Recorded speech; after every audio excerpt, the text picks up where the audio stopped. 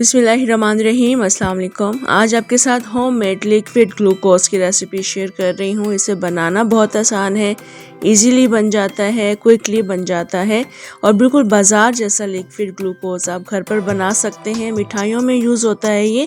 बाज़ार अगर आप नहीं जा सकते या ले नहीं सकते या दूर है कोई शॉप अगर जहाँ से लिक्विड ग्लूकोज मिलता है, तो आप मेरी इस रेसिपी को अगर फॉलो करेंगे, इसको बना कर रख लेंगे, काफ़ी अरसे के लिए आप स्टोर कर सकते हैं इसको, और इसको जब भी आप मिठाइयाँ बना रहे हैं इसको आप यूज़ कर सकते हैं। तो बिल्कुल परफेक्ट आपके साथ रेसिपी शेयर कर रही हूँ।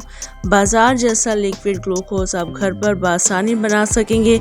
बस आपने इसके लिए वीडियो को मुकम्मल वॉच करना है, क्योंकि आपके साथ मैं टिप्स शेयर करूँगी, तो उसी टिप्स को फॉलो करेंगे तो आप भी सेम इसी तरीके से लिक्विड ग्लूकोज बना पाएंगे। मुकम्मल देखिएगा वीडियो को। वीडियो अच्छी लगे लाइक कर दीजिएगा। तो चलें बनाना शुरू करते हैं। तो पैन में हमने सबसे पहले चीनी शामिल करनी है। मैं 1 कप चीनी से इसको बना रही हूँ। घर का कोई सा भी कप, कटोरी, मेजरिंग कप, कुछ भी आप यूज़ कर सकते हैं। 1 कप चीनी शामिल की है, वही कप मैं पानी के लिए यूज़ कर रही हूँ, लेकिन आधा कप यूज़ करना है। चीनी की हाफ क्वांटिटी लेनी है पानी की, तभी हम जाकर ये लिक्विड ग्लूकोज परफेक्टली बना पाएंगे। अभी हम चीनी को मिक्स करते रहेंगे। हल्का चूल्हा रखना है, यानी जो दम वाली आंच होती है उससे आप थोड़ा सा तेज़ कीजिएगा, ज़्यादा तेज़ मत कीजिएगा वरना कैरेमल बनना शुरू हो जाएगा। चीनी को हमने जलाना नहीं है, बिल्कुल धीरे धीरे करके इसको हमने चम्मच चलाते हुए पकाना है। और जब चीनी मेल्ट हो जाएगी, जैसे अभी आपको नज़र आ रहा है चीनी मेल्ट हो गई है, अभी नीचे बबल्स हैं जो नज़र आ रहे हैं, तो उस वक्त हमने इसमें 1 table spoon lemon juice add करना है। ये ऐड करने से क्रिस्टलाइजेशन नहीं होती है, चीनी जमेगी नहीं और बिल्कुल लिक्विड रहेगी ये, ठीक है। तो बस अभी हमने इसको मिक्स करते रहना है और धीरे धीरे करके हमने वो स्टेज पर आना है जब ये एक तार का शीरा बनना शुरू होता है। जब हम इस शीरे को हाथ से चेक करते हैं और चिपचिपाहट फील होती है, तब आपको दूसरा तरीका भी मैं ये बताऊंगी। जब तक आपको एक तार का शीरा फील ना हो और इसको आप पानी में डालकर ना चेक कर लें, तब तक आपने फ्लेम ऑफ नहीं करना है। अगर आप ये गलतियां कर लेंगे तो फिर आपका जो लिक्विड ग्लूकोज है वो ठीक से बन नहीं पाएगा। तो यहाँ पर पकाते हुए तकरीबन 7-8 मिनट हो गए हैं और ये थिक भी हो गया है। मैं हाथ से चेक करके आपको दिखा रही हूँ। यहाँ पर देखें, अभी एक तार का शीरा नहीं बना है, बनना शुरू हो रहा है मगर अभी बना नहीं है और चिपचिपाहट फील हो रही है। अभी आप मज़ीद इसको 3-4 मिनट के लिए कुक करेंगे और जहाँ पर मज़ीद थोड़ा सा थिक हो गया है, तो अभी मैं आपको एक दूसरा तरीका चेक करने का बताती हूँ। आपने कटोरी में या किसी भी चीज़ में आप ठंडा पानी लीजिएगा, उसके अंदर थोड़ा सा ये शीरा पोर करके देखिएगा।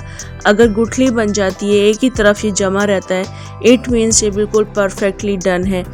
तो जहाँ पर हमने इसको पोर किया था वहाँ आप फिंगर से चेक करके देख लीजिएगा। यहाँ पर आप देखें बिल्कुल भी गुठली नहीं बनी है, सॉलिड नहीं हुआ है, ये पानी में डिज़ोल्व हो रहा है। तो इट मीन्स अभी हमने इस शीरे को मज़ीद पकाना है।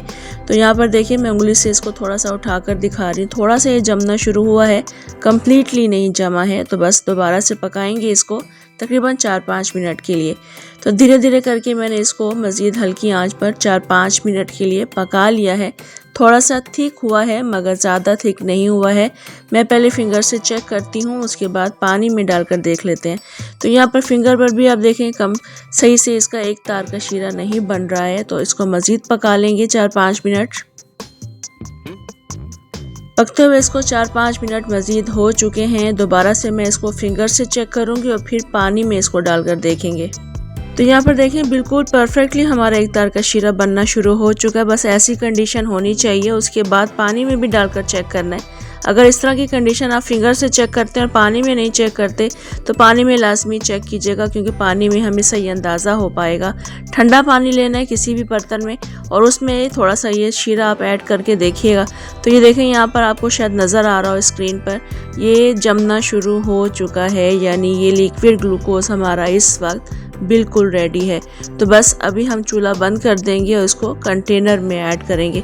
जब इस तरह की कंडीशन हो जाती है कि जब एक तरफ ये जमना शुरू हो जाता है, जैसा कि अभी आप देख रहे हैं, तो बस इसी तरह से हमने इसको बनाना है और उसके बाद चूल्हा बंद करके कंटेनर में ऐड करेंगे। और जिस कंटेनर में आपने इसको रखना है उसको पहले ग्रीस कर लीजिएगा ताकि वो उस बर्तन के साथ ना चिपके। तो मैंने इस बर्तन में घी लगा लिया है, क्योंकि अक्सर मिठाइयों में घी यूज़ होता है। तो जब हम इस लिक्विड ग्लूकोज ग्लूकोज को यूज़ करेंगे उन मिठाइयों में तो घी का फ्लेवर आएगा। तो घी मैंने लगा दिया है बर्तन में ताकि ये जमे नहीं। अभी ये इस वक्त काफ़ी ज़्यादा गर्म है और इसका कलर भी आप देखें थोड़ा सा जलिश हो चुका है।